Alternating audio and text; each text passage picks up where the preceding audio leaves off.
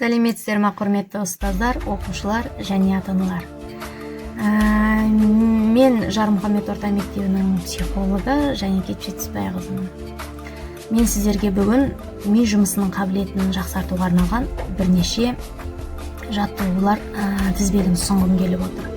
Ол жаттығудың ең біріншісі фигуралар деп аталады. Ол үшін біз ақпарат аламыз.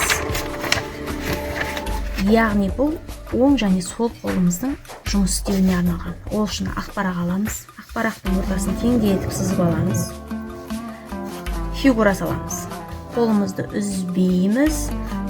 Қолымызды үзбеу арқылы фигуралар жасаймыз. Яғни бірінші шеңбер жасаймыз. Екінші үшбұрыш. Бірдей етіп жасаймыз. Үшінші төртбұрыш.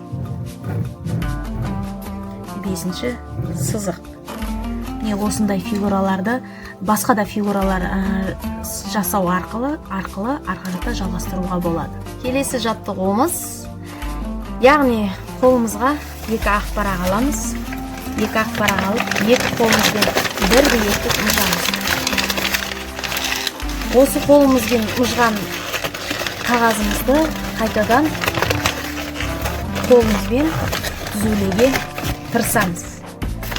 Міне, құрметті ата-аналар, ұстаздар және оқушылар, осы жаттығуларды үнемі күнде қайталап отырсаңыздар, ми жұмысының қабілеті өте жақсы жұмыс істейді деген сенімдеміз.